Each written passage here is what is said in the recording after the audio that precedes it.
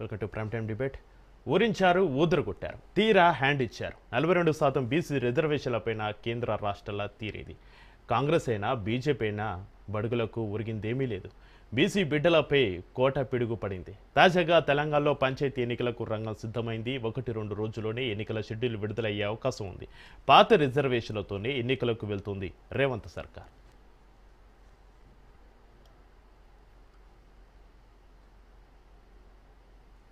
ఇక ఇప్పటికే local election రిజర్వేషన్లు ఖరారయ్యే రాష్ట్రంలోని 31 జిల్లాలో 565 మండలాల్లో పంచాయతీ ఎలక్షన్లు జరగనున్నాయి. 12,733 గ్రామ పంచాయతీలు ఎన్నికలు నిర్వహిస్తారు. రిజర్వేషన్ల కోసం జీవో 46 ద్వారా ప్రభుత్వ సమగ్ర మార్గదర్శకాలు జారీ చేసింది. సర్పంచ్ రిజర్వేషన్లను ఎస్టీ, ఎస్సీలకు 2011 జనాభా లెక్కల ప్రకారం, బీసీలకు కులగణన సర్వే 2024 ప్రకారం రిజర్వేషన్లు కేటాయించారు. తక్షణమే కామారెడ్డి డిక్లరేషన్ను అమలు చేయాలని మాజీ మంత్రి తలసాని శ్రీనివాస్ యాదవ్ డిమాండ్ చేశారు.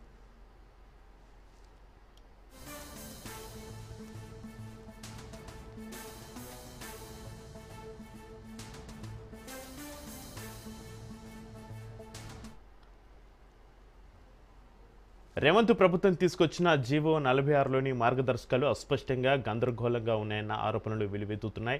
డెడికేటెడ్ కమిషన్ నివేదిక ఆధారంగా జీవో 46 తీసుకొచ్చినట్లుగా ప్రభుత్వం ప్రకటించిందని, మరి ఆ నివేదికకు కేబినెట్ ఆమోదం ఉందా లేదా అని ప్రశ్నించారు రాష్ట్ర బీసీ కమిషన్ మాజీ చైర్మన్ వక్లాభరణం కృష్ణమోహన్ రావు. ఇక 42% బీసీ రిజర్వేషన్లు అమలు చేస్తామని నమ్మబలికిన కాంగ్రెస్ సర్కారు చివరకు బీసీలను నెట్టేయటం ఉంచిందని ఎంపీ ఆర్ కృష్ణయ్య ఆగ్రహం వ్యక్తం చేశారు.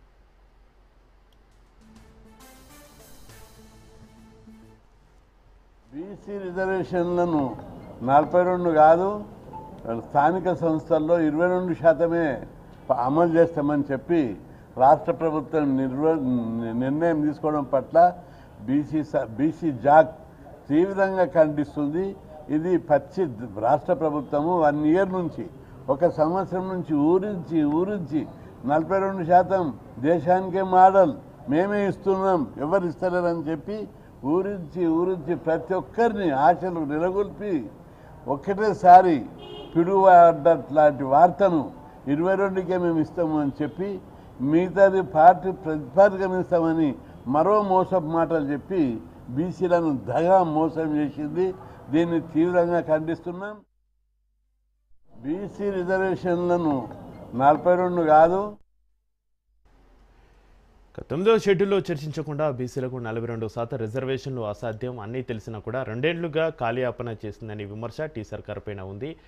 ట్రిపుల్ టెస్ట్ పూర్తి చేయకుండా బీసీలకు 23% రిజర్వేషన్లు కూడా అసాధ్యమన్నారు MLC Dasoju Shravan. Gujarat, Maharashtra, Bihar, Karnataka BC quota పెంపును కోర్టులు కొట్టేశాయని ఆయన గుర్తు చేశారు. ఇక పార్టీ పరంగా 42% రిజర్వేషన్లు అమలు చేయాలని కాంగ్రెస్ నిర్ణయించింది. ఇక బీఆర్ఎస్ సైతం కొత్త ప్రణాళికలు సిద్ధం చేస్తుంది. బీసీ నేతలతోటి కీలక భేటీ ఏర్పాటు చేశారు. మొత్తానికి 46 జీవోతోటి మళ్ళీ న్యాయ చిక్కులు తప్పవా అనే అనుమానాలు వ్యక్తమవుతున్నాయి.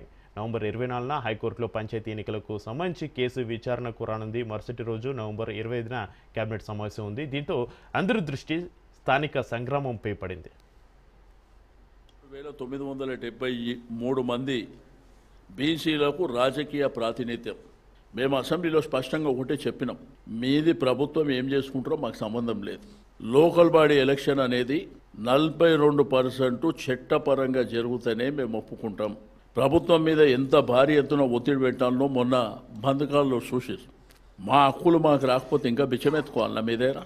మీ డ్రామాలు అమాయకమైనటువంటి ప్రజలు ఇన్నేళ్ల నుంచి నడిపించారు. ప్రతిసారి ఎలక్షన్లు వచ్చినప్పుడు ఈ డ్రామాలన్నీ చేసుకుంటూ ఒకటంట ఇది చట్టపరంగా చెల్లదు అని. ఎందుకంటే అనేకమైనటువంటి రాష్ట్రాలలో ఇష్యూ వచ్చి హైకోర్టులు, సుప్రీంకోర్టు దగ్గర పోయి కొట్టేసి ఇవన్నీ మేము చెప్పినాం.